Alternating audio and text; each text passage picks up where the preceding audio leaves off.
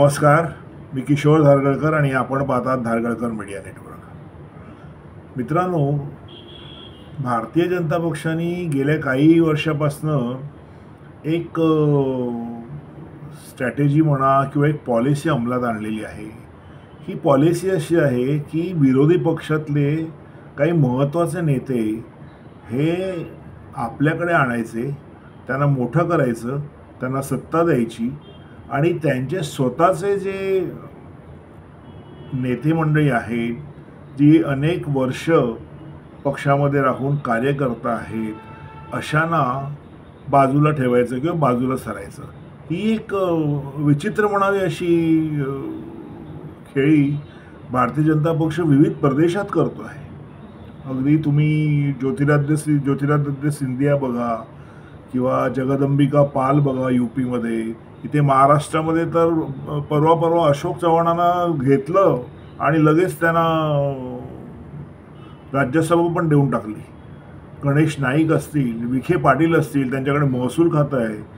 म्हणजे भारतीय जनता पक्षाकडे अतिशय कष्टाळू, पक्षाला पूर्णपणे वाहून दिलेले नेते मंडळी असताना बाहेरच्या लोकांना त्यांना आयात करून त्यांना मोठं करायचं आणि त्यांना सत्तेमध्ये सहभागी करायचं किंवा त्यांना सत्ता ऑन द प्लॅटर द्यायची। म्हणजे आता तुम्ही अजितदादा पवारांचं बघा, तुम्ही त्यांचे 8 की 9 मंडळी ज्यांच्यावरती भ्रष्टाचाराचे आरोप होते, त्यांना सुद्धा अगदी मोठी अशी मंत्रालय देण्यात आली।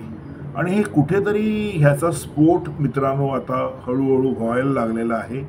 ही जी पॉलिसी आहे, खरं तर भारतीय जनता पक्षाकडे जर तुम्ही पाहिलं तर एकापेक्षा एक नेते मंडळी आहेत। म्हणजे वरच्या लेवलला तर आहेच, अगदी मोदींपासनं तुम्ही अमित शहा, गडकरी, त्याच्यानंतर तुमचे शिवराज सिंग, योगी आदित्यनाथ, एकापेक्षा एक रत्न आहेत। खरंच खूप चांगले नेते आहेत। आणि त्याच्यानंतरची जी पण सेकंड हे आहे, जी फळी आहे, अगदी तुम्ही देवेंद्र फडणवीसांपासून बघा तर अतिशय ताकदीची नेते मंडळी आहेत, अतिशय लोकप्रिय मंडळी आहेत।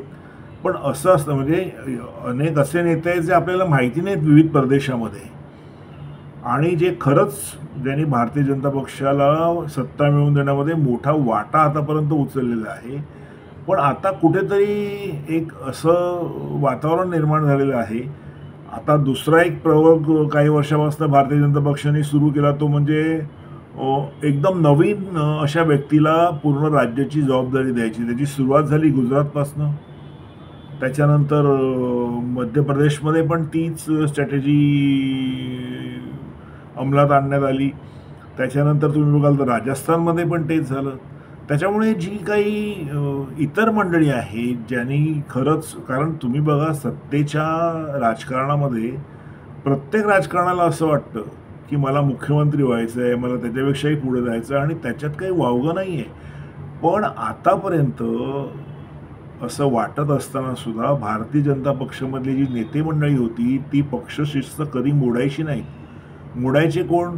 विशेषतः तर काँग्रेसमधली मंडळी, आणि उघडपणे काँग्रेसमधली मंडळी बंडाळी करायची, उघडपणे पक्ष सोडून जायची, उघडपणे त्यांच्या नेत्यांवरती टीका करायची। पण हे आपण कधी भारतीय जनता पक्षात पाहिलं नव्हतं, कारण भारतीय जनता पक्षाचा जो कार्यकर्ता आहे त्याच्यासमोर कुठेतरी RSSचा एक आदर्श असायचा, आणि तो RSS मधला नेता जरी नसेल तरी त्याच्यावरती एक दबाव असायचा की बाबा एक संस्कारयुक्त किंवा ज्यांनी खरंच देशाकरता काही केलेलं आहे अशा संघटनेची एक शाखा आहे आपला राजकीय पक्ष भाजप, आणि आपल्याला त्याच्याकरता काम करायचं आहे, त्याच्यात राहून काम करायचं आहे। तर आपल्याला काहीतरी नैतिक मूल्य असायला पाहिजे। पण आता मित्रांनो हळूहळू असं झालेलं आहे की जी मंडळी सर्वार्थाने भारतीय जनता पक्षाला वाहून घेतलेली आहेत, अशा मंडळींना कुठेतरी आता असं वाटतंय की आमच्यावरती अन्याय होतोय का। याचं अगदी रिसेंट म्हणजे काल परवापर्यंतचं उदाहरण म्हणजे, आता तुम्हाला माहिती असेल की हरियाणामध्ये निवडणूक होते आहे, आणि अशावेळी परवा की काल मला वाटते अनिल विज नावाचे गृहमंत्री होते आधी तुमच्या हरियाणामध्ये खट्टर यांच्या मंत्रिमंडळामध्ये, आणि आउटस्पोकन माणूस होता, प्रत्येक बाबीवरती चांगलं बोलायचा, पक्षाकरता अतिशय 6 वेळा ते निवडून आलेले आहेत आणि पक्षातनं ह्यापूर्वी त्यांच्यावरती काही कारवाई झालेली आणि ते स्वतंत्रपणे पण निवडून आलेले आहेत. खूप लोकप्रिय आहेत ते आपल्या मतदारसंघामध्ये. अनिल विज त्यांचं नाव आहे.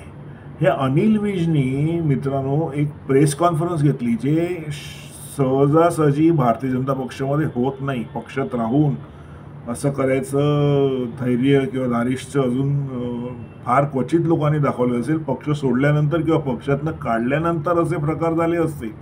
पण ह्या अनिल विज यांनी एक प्रेस कॉन्फरन्स घेतली आणि त्यांनी सांगितलं की येणारी जी निवडणूक आहे, आता लगेचच आहे ती निवडणूक हरियाणाची, आणि त्या निवडणुकीनंतर जे मुख्यमंत्री पद असेल त्याचा मी दावेदार आहे, अशी त्यांनी उघडपणे आपली दावेदारी प्रेस कॉन्फरन्समध्ये बोलून दाखवलेली आहे. आणि हा भारतीय जनता पक्षाकरता मोठा धक्का आहे मित्रांनो. आणि त्यानंतर लगेचच पक्षाकडनं असं सांगण्यात आलं की आताचे जे मुख्यमंत्री आहे नायब सिंग सैनी, आपण ह्यांच्याच नेतृत्वाखाली निवडणुका लढवणार आहोत आणि तेच साहजिकपणे मुख्यमंत्री होतील जर भारतीय जनता पक्षाला बहुमत मिळालं तर. अशावेळी अनिल विज यांनी हा दावा करणं की मुख्यमंत्रीपदाचा मीही एक उमेदवार आहे, हे भारतीय जनता पक्षाकरता अतिशय धक्कादायक असं आहे. आणि याचं कारण आणि याची मुळं मित्रांनो त्याच्यातच दडलेली आहे की जिथे अनेक काँग्रेसी मंडळी ही भाजपमध्ये येऊन त्यांना सत्ता मिळाली, त्यांनी आपल्या स्टाईलनी निश्चितपणे भाजपमध्ये पण काम केलं असणार.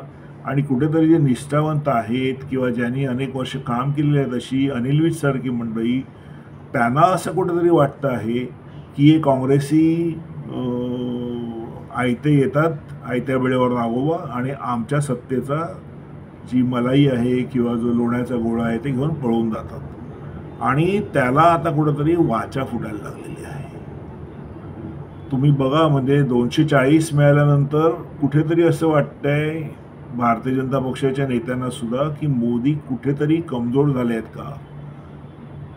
कारण असं धैर्य किंवा असं धारिष्ठ करणं हे सोपं नाही आहे भारतीय जनता पक्षासारख्या बंदिस्त पक्षामध्ये, जिथे तुम्हाला विचार करून बोलावं लागतं, जिथे तुम्हाला एकदा तुम्ही पक्षाच्या एखाद्या पदावर गेलात तर तुम्हाला मान मोडून काम करावं लागतं आणि तुम्हाला स्वतःहून काही मागता येत नाही. तर पक्ष ठरवतो की तुम्ही काय भूमिका घ्यायची, तुम्ही काय करायचं, तुमच्यावरती कुठली जबाबदारी देण्यात येईल.